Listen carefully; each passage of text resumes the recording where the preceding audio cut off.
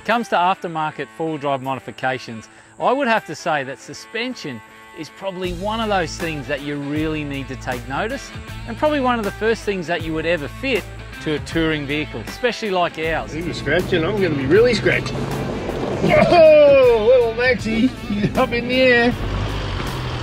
Now it's not just about having a good ride, it's also the ability to carry a load, tow trailers, tow caravans, all those things, and have the good ride at the same time. Washed out.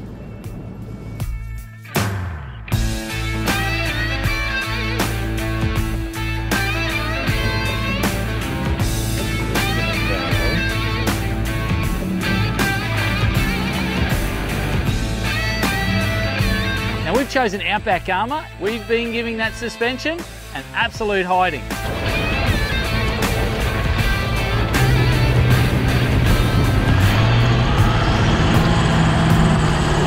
One of the things I really like about the Outback Armour suspension is it's fully adjustable. So you can tune that shock absorber to not only your needs, but also to what load you're carrying. I'm just dialing back like about 5 notches. 5 clicks on that rear one as well, Simon. Copy that. And I think that should do it.